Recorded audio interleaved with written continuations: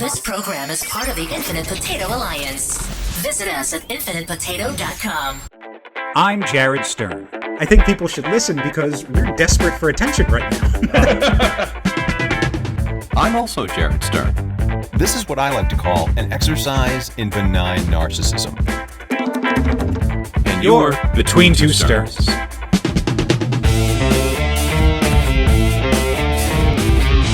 Hello! Hey, we're back in the studio with the astronaut. That's right. Did you miss it? And the overhead lighting. Yeah. Welcome back to the podcast. Before we begin, I would like you to extend your legs. And I just want to... Yep. Can I just feel the other one right there? What do you... So you and I just walked across the street. Uh-huh. We spent the exact same amount of time outside. Roughly. We walked from one door to the other. Uh-huh. Why don't you feel the back of my leg? It's a little damper. It's a little damp. Why don't you feel this side? Did you step into... I don't know what the fuck I'm doing when I'm walking. But what I've learned is, and I realized this walking from my car to work today, because we got a bit of a storm going on here in Virginia, that however I am walking, I am kicking up water to hit the back of my legs. And as I'm walking to work, it's happened the past couple of times it's rained, like I'm making this conscious effort to not... Step in puddles. It's not me stepping in puddles. It's me stepping in whatever is wet on the ground, and when I lift up my feet, it's kicking it onto the back of my legs. I avoid puddles. This is just... Do you go heel toe, or are you an on the ball of your foot walker? When I tell you that I started looking at other people, scanning the back of their legs, to see if and when I saw that it was dry, started trying to match their gait and walk the way they were walking. I don't know what the fuck I'm doing wrong. I mean, I concur. I also don't know what the fuck you're doing wrong. I don't know. I was walking behind you when we were walking to the studio, because you were walking like a man without gout. And yeah, I wasn't limping or anything. Yeah, you had a very purposeful stride. And as I was walking from the door here, I was walking trying not to kick water into the back of my legs. And yet, here we are. And I feel the dampness, I feel the moisture, I know it's happening, I don't know how to stop it. I don't, do they make, walking, trucker nuts? That's not that. What is it? Mud flaps. Mud flaps. Same spot on the truck, roughly. Completely. Yeah. Yeah. So what you're saying is you need like a rubber. You need a calf skirt. I need a rubber extender from my shoe. Why don't you get yourself a pair of the high galoshes, the high calf galoshes? Why is everyone else capable of doing this without that, and I'm not? That's the real question. First, I'd like to flip the mirror around. Please. Because a mirror facing away from you does nothing for anyone. Does absolutely nothing. I'd like to take the mirror, flip it the correct way, take a look at myself, and see, what am I doing wrong? How can I improve what I'm clearly failing? If this podcast is about nothing else, it's about Jared Stearns shining a mirror on other Jared Stearns. It is infuriating. Speaking of infuriating, I'm driving to work today, and we're, as I said, we have a little bit of a storm going on here in Virginia. Not as bad as it claimed it was going to be, but still a bit of a storm. Well, we do have, so there's National Bike to Work Day, National Walk to Work Day. This is National Kayak to Work Day, right. Apparently. So, as you may know, as I know, so you may know it, I know. Waze, the navigation app Waze, was bought out by Google. I didn't know that. So that's why if you use Google Maps, now you get questionnaires similar to Waze. Oh, Waze, are the cops still there? Is there a cop there? Is there somebody pulled off to the side? Stalled in the road? Is there construction? I hadn't thought of connect those two things? No, because I don't use Waze. So you do. You just don't know it. So that's the case. So all these questions, valid questions, and I've often, when I've talked to my girlfriend as we're driving around, my theory is that whenever I see a cop is here. The question I've asked before is that where the cop is, or is the cop a minute earlier? Because it's not like you're seeing the cop and immediately navigating to the thing. Maybe there's a bit of a time delay between seeing the cop and then registering, get the phone out, do the thing. I'll generally, when those alerts come up and it says police reported ahead, I'll generally look ahead. Exactly. Look for lights, look for, other So stopped I don't know if they vehicles, that back sort of it thing. up. I don't know what it is. But I saw one today that I was flabbergasted. Okay. How Driving, so? rain coming down, storm a brewing, Yeah. driving to work. On my little GPS, on my little navigation, comes this question. Low visibility ahead. Is it still there? Low visibility ahead, still there, not there. Now, outside of the existential crisis of are you asking me to confirm the existence of nothing? If it's low visibility, I don't need to confirm that. Just assume. If I'm pulling up the map, like the weather map, If there's fog, not everyone experiences fog the same way. Some people might have reported an obstruction or some kind of, or something, a mist, or something like that, a light glaze that was obstructing their view. And that, but they don't know how you see the world. sure. And if you pull up the map Yeah. of the storm, you'll see that we are comfortably in the yellow. Yellow is the most extreme. The low visibility. Is yellow the most extreme? It's what it is on the Apple phone, Okay. the iPhone. If somebody's reporting low visibility, Yes. I don't even know how you report these things, by the way. there's like a whole thing. You go in and you choose that. If it's not still there, it doesn't change anything. Like it's not eliminating traffic. It's not like The Fog. It's not like a Stephen King novel where it's clear visibility and then you drive into a twister, like in Twist. It's a storm. There's low visibility. Everybody knows there's low visibility. Stop asking me questions on my phone and let me concentrate on the road. I think distracting you from looking ahead at the road is going to reduce your visibility. If I didn't have low visibility before, now I have low visibility reading this options menu. Sure. Therefore, it's a paradoxical low visibility paradox. What you're saying is you think the app wants to feel seen, and there's low visibility, so it does not feel seen. It seems like it's trying to get involved in everything. Sure. It wants to be as relevant as possible. We love these questions. We love engaging with our users. But you don't have to be involved in every conversation. There's a storm. Let's assume low visibility for the duration of the storm and move on. You don't need me to affirm that for you. You don't need my validation that there is a storm and thus low visibility. Okay. Yeah, Well, I'm sorry that your flabber was gasted. it's okay. I don't understand it. That I don't understand. I don't understand why the back of my pants are so wet. There's a lot I don't understand regarding this storm. Yeah, no, these are the mysteries that we like to delve into here on Between Two Sterns. Now, I don't know if you've noticed or if you've been keeping up on the. Are you talking to me or to them or all of us? Well, I'm looking at the screen.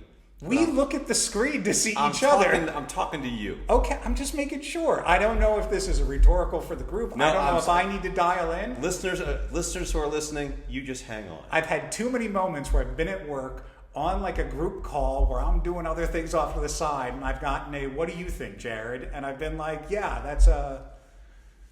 So I just want to make sure this is something I need to pay attention for. This is something that... The assumption being that some things I tune out in the podcast I'm a part of. I guess. Yeah, no, that's great to hear now, 141 episodes into this.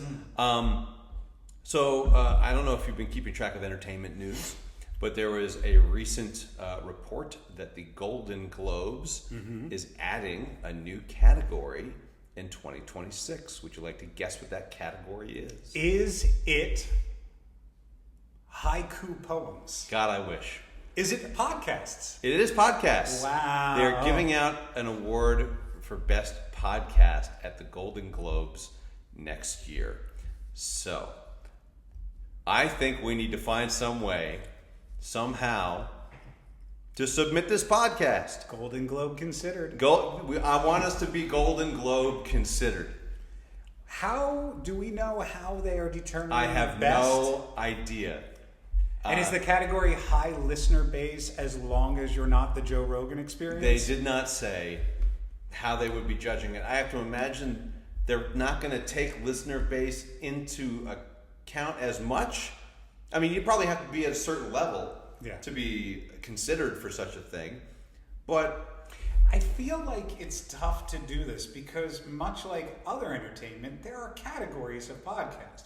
How are you going to line up like This American Life with like the It's Always Sunny podcast versus like some of these rewatch podcasts? Right. No, there are a lot of different genres to consider. For right now, though, maybe they're adding podcast as an overall category, and they're going to have best true crime, best comedy, best punditry, whatever. Right. Within that I did not see. I just saw that the Golden Globes are now considering podcast the podcast as a whole as an awardable thing. Sure. And that is now something that we qualify for. You know what would help us do that? What's that? Being best podcast in DC. Well, and that I'm not talking to you anymore. Now it's up to that you. Pivot? Now it's up to you, the listeners who are listening. That alley-oop right there? Right there.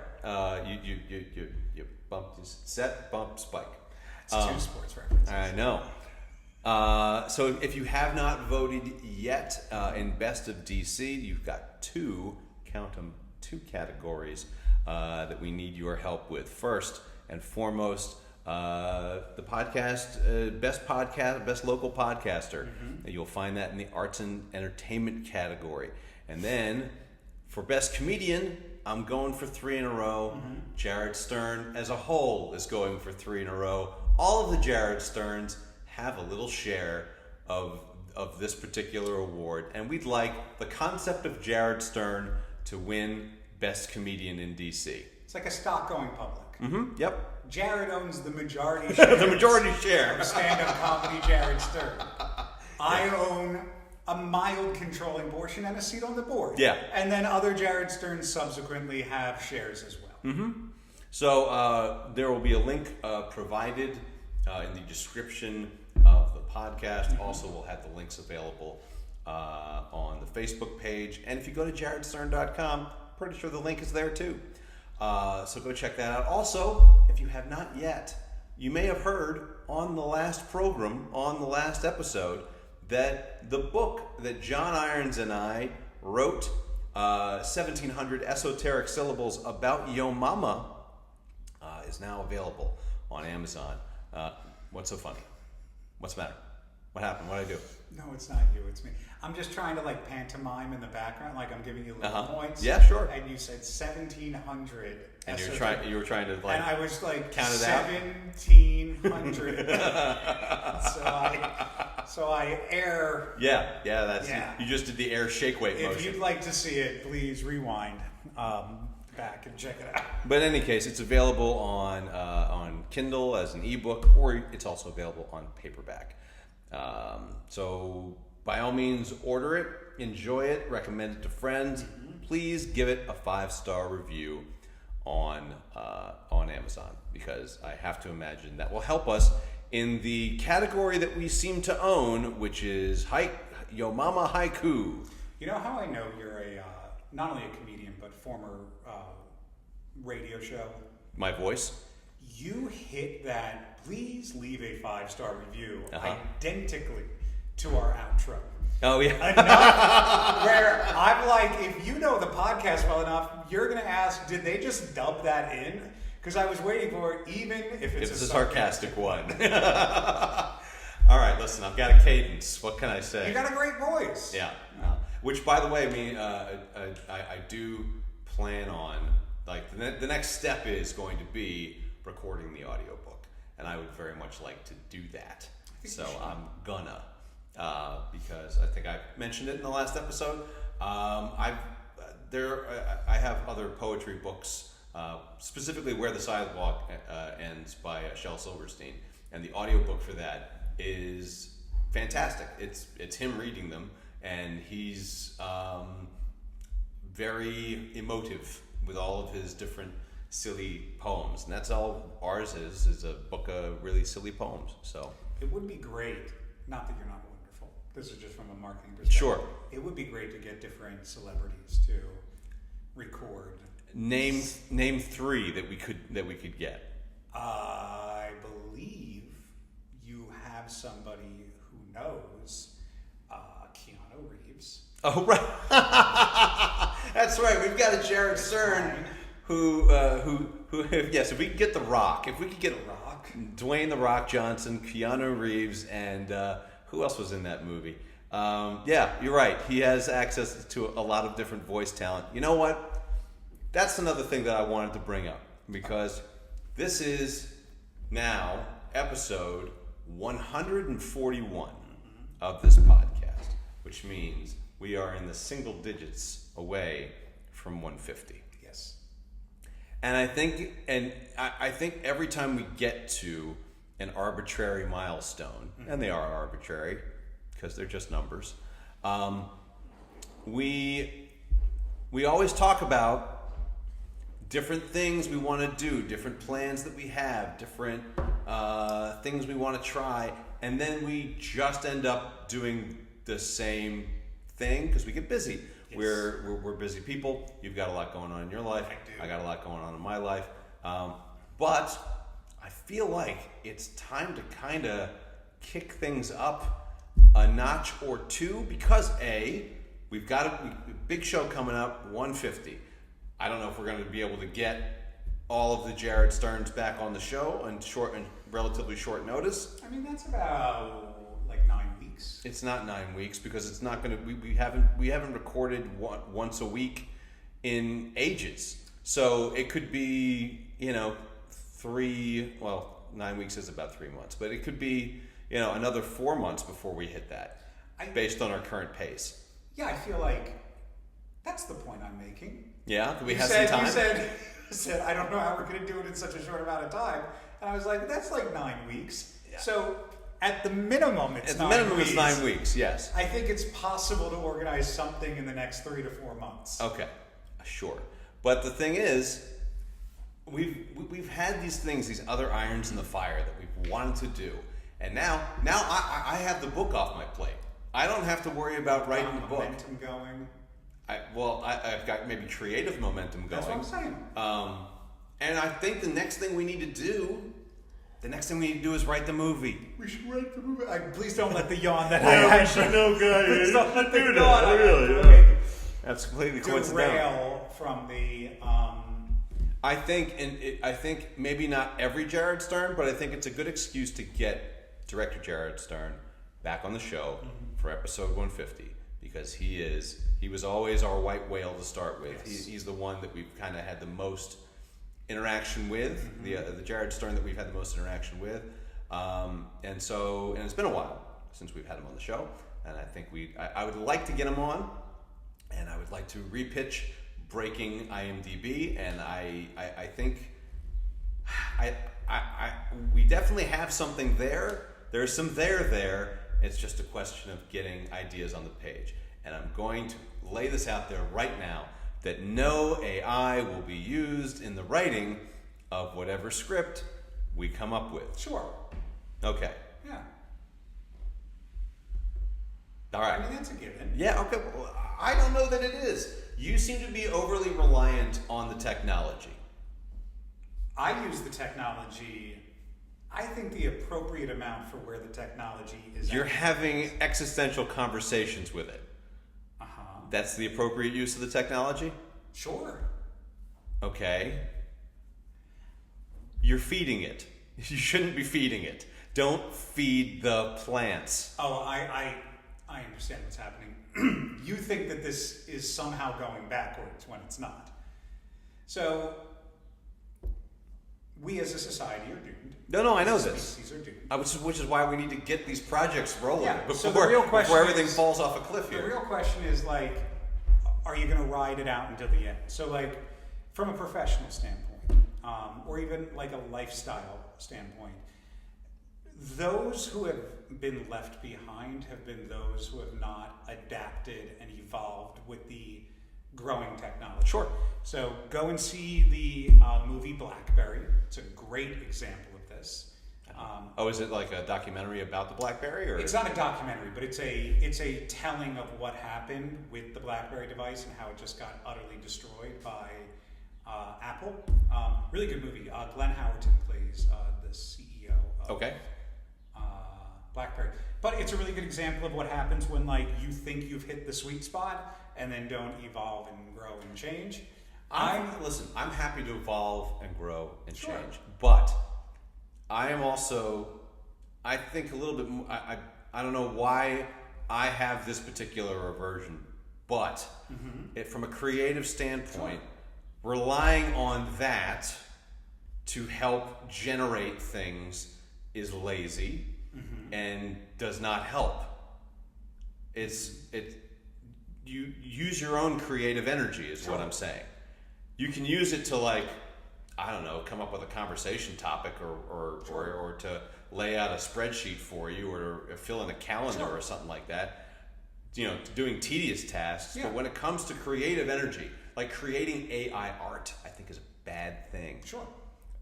You don't need to boil the ocean to make a cartoon. When you say boil the ocean, Because the amount of energy it takes That's what I thought. for AI to function. Sure. We are draining the energy stores of this country and just absolutely just putting the environment in a well, I would say shredder, but no, it's in just a fucking oven to make all of the energy that is required to make just stupid AI slop. yeah. Right? When there are actual artists who can do that sort of Totally. thing. And what you're saying makes all the sense in the world. And now you're going to tell me, but you know what? It doesn't matter. I just think that there's other ways of looking at this from a perspective that can kind of like broaden and expand. For example, you just wrote this book. Yeah. Right? Great. Huge accomplishment. Incredibly proud of you. You guys typed it up on a computer? Yeah. Yeah. And did you use Merriam or Webster's? The handheld dictionary you used to spell check every word in that document. Did you physically, which paper book did you physically look? That might be a cheap shot. When you were trying to come up with words that were similar to the words that you were using, but you needed to sub those out, did you write out on a piece of paper every word that could possibly, or did you use a thesaurus to look up the information? And did you use a handheld thesaurus, or did you go onto a website and type it in and ask it to generate a list of words? But that's not the same thing. But here's the thing, it's not entirely different, and that's the point I'm making. Just because the technology, you could easily go, whatever, ChatGPT, write me an entire book of these types of things. That is one approach of using it for creative, and that's taking it to 100 or 10. But there's also a version, which I have done before, which is, I'm trying to find, there's a word that I can't think of, and I just can't put my finger on it. It starts like this, and it sounds like this, and it means something like this, and it'll kick me out 6 different versions of that. Now, did I use AI in order to help me generate something creative? Absolutely. I didn't have it write it for me, but I certainly used it as a tool and as an assistant. So what I'm saying is, there's a difference between using the tool as a tool versus using the tool to kind of exploit and write the whole thing. Well, here's the other thing. Here's the example that I use for using AI and coming up with lazy, incorrect shit. Sure. Okay? Last cruise that Andrea and I went on, there was trivia on the boat, and the director of the social director was the guy who was asking all the questions. Yeah. And one of the categories was sports. Yeah, no, I know where you're going. And so one of the questions he asked was, how many Super Bowls did O.J. Simpson win? Sure. Right. The answer is none. 0. Zero. He never did. But according to ChatGPT, which he used as a fucking reference tool, it spat out that he won 2. Correct. When he asked what was the highest scoring NFL game, he spat out something that was completely and totally wrong. Sure. And he was using ChatGPT as a reference tool. I completely agree. Yeah. Right. When it takes all of the internet and funnels it into its search engines or whatever the hell it is, even the wrong stuff, even the blatantly wrong stuff, it doesn't know how to discern correct from incorrect. Yes, and I. So when you're asking it for words that start with an A and end with whatever, and it spits you out like 6 different things, how do you know that those words are all completely cromulent? I think that the point is that like you don't use it as it's always right. It's used as a way of just kind of, it's like a sound. But that's just the internet. That's just what the internet is for. But that's what I'm saying. You can use it the same way that you use the internet. No, but you can't though. It's not the same thing. You can, so what I'm saying is, if I'm using an online thesaurus, that is specifically a thesaurus. It actually has all the similar words in it. correct. Right.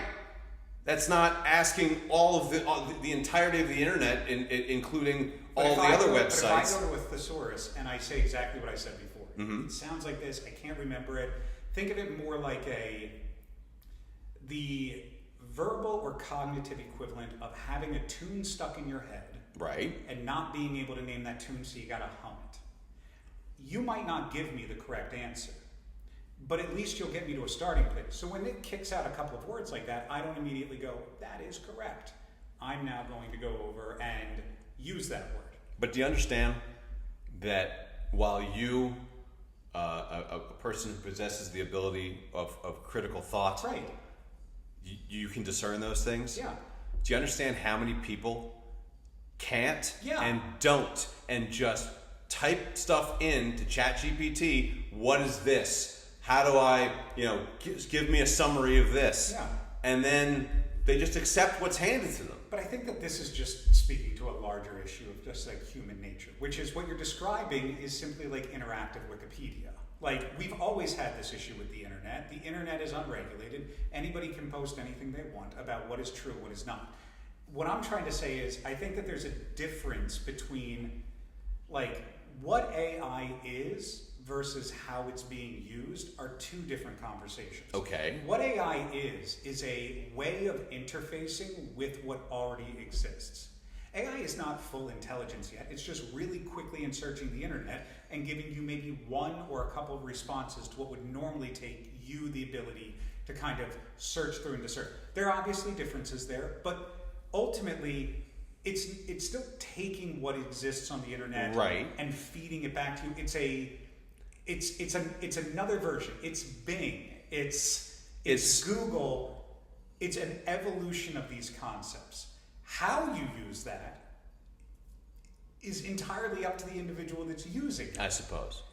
And for example, But I think it is. What we're saying is you think that it's wrong. I don't think it's. I don't think it's completely wrong, but I think it. No, you it's think it's wrong to use AI as a means of creating things because it takes that away from. What I'm saying is when you ask it like, oh, I really want to see this myself as an anime, or I really want to see myself as a Muppet, right, or I really want to see what this image looks like.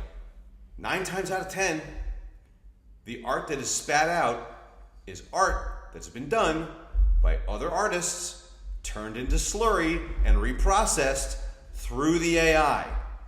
That it steals from what is on the internet, uses that, and creates something. Is that different than, say, apps where you can upload a picture of yourself and it will do the exact same thing? Well, that is AI.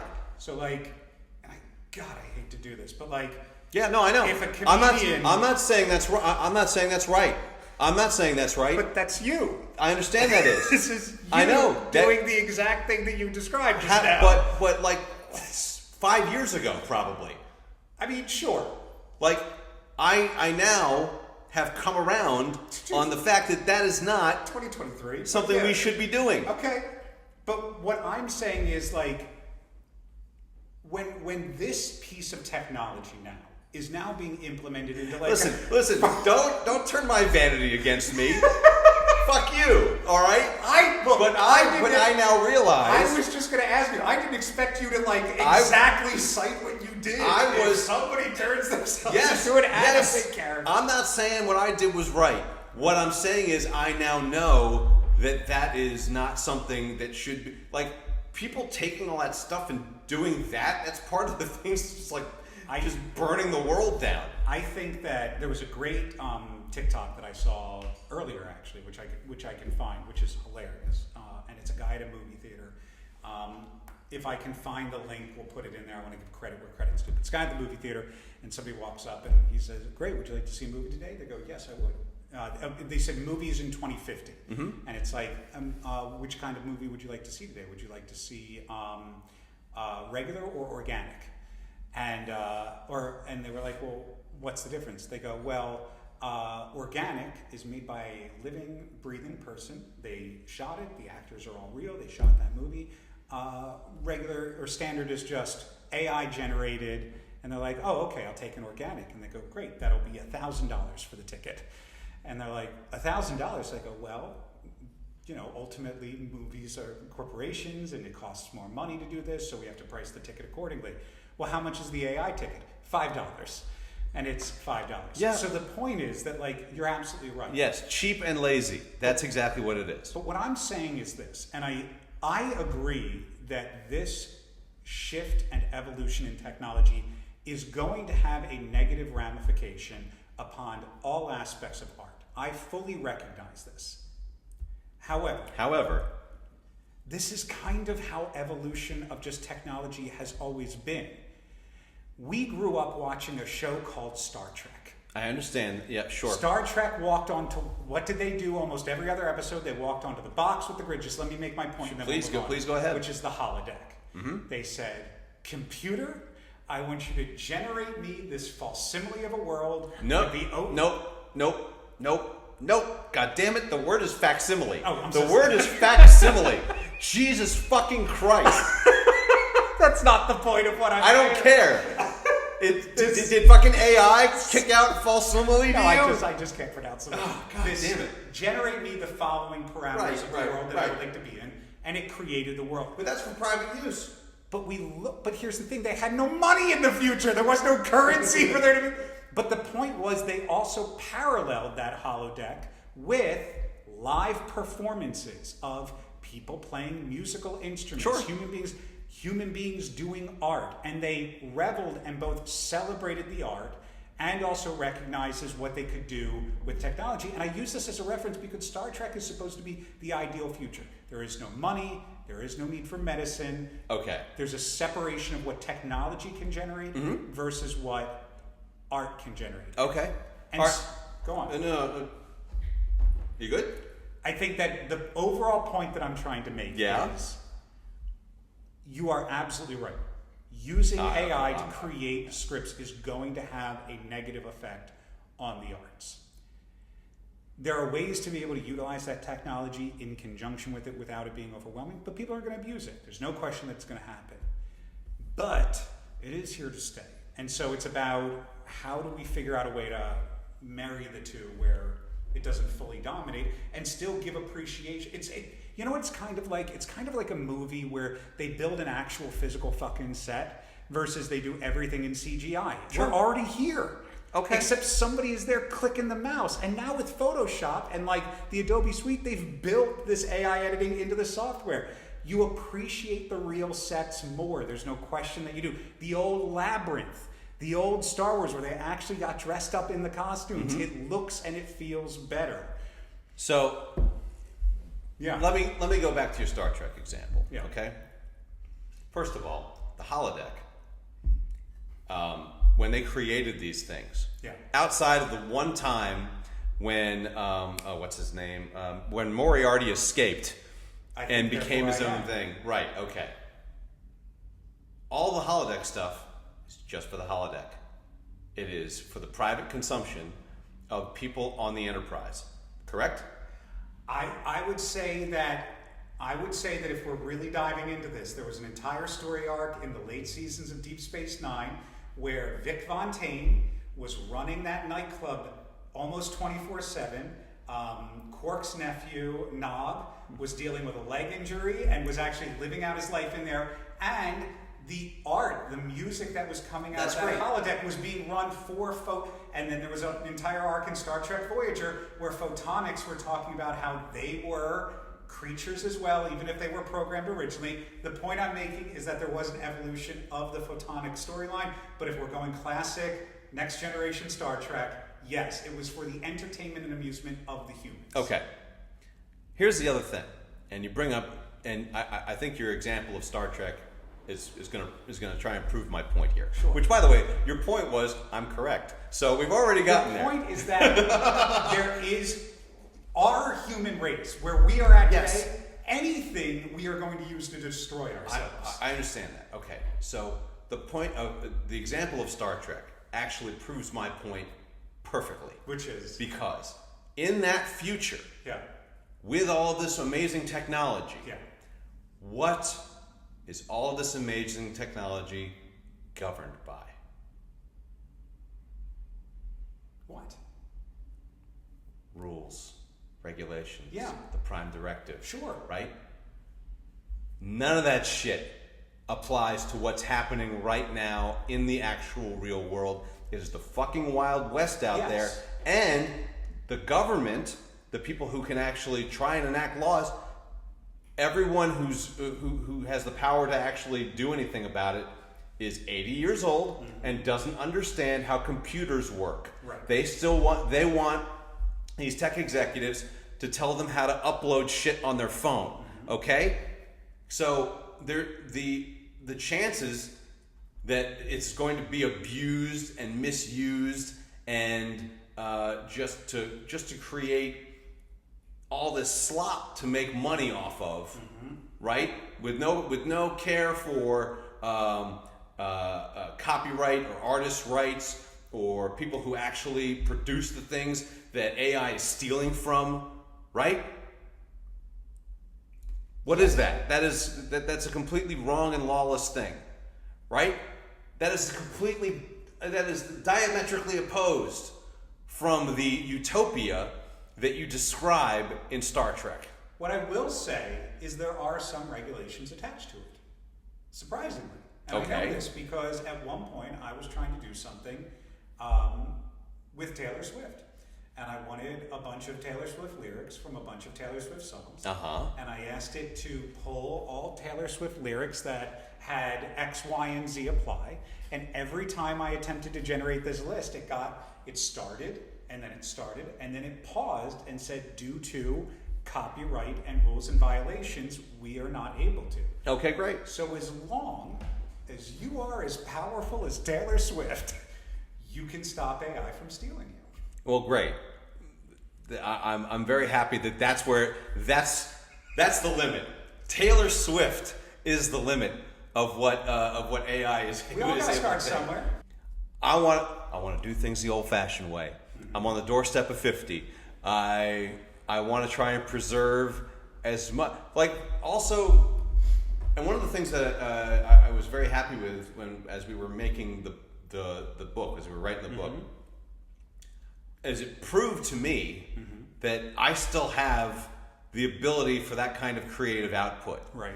Where social media and watching videos, short form videos on the phone, and targeted algorithmic content, it's kind of fried our brains and made our attention spans awful. And I think it's very limiting to what the human brain is actually able to pump out over time.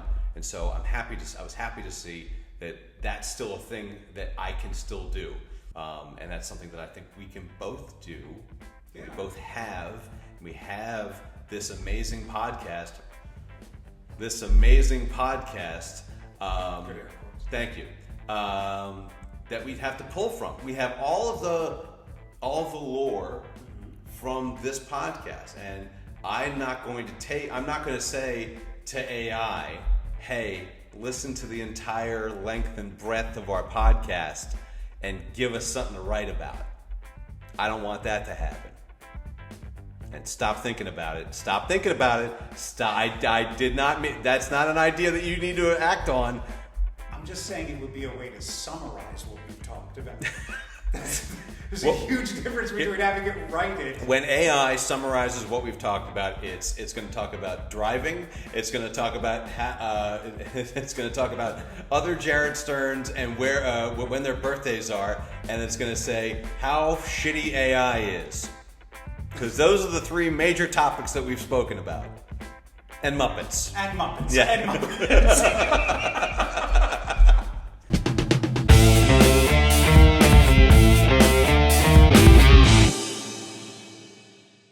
Hey, everybody. Thanks for sticking your ears between two sterns.